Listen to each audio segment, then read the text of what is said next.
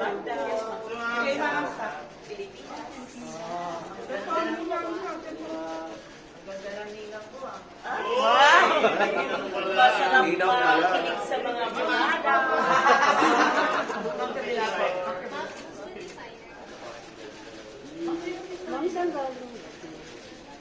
Okay. May lecture pa. Kasi, this is Patadjong, an industry I revived in my home province of Antique. Dalawang klaseng patadjong, itong violet at saka yung sampakita design na nasa intellectual property office. In short, naka-trademark yan.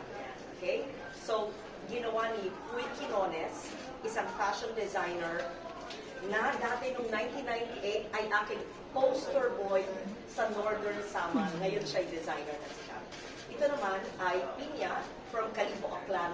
Alam nyo, ito'y inscribed sa UNESCO ng Intangible Cultural Heritage.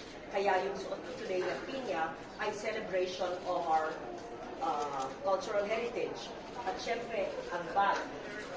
We are proud to be Filipinos, kaya ang bag ay Filipinas. Thank you, ma'am. Yes, gawa ni Bea Valdez. Thank you, pinapaalis na niyo ako. Thank you, ma'am.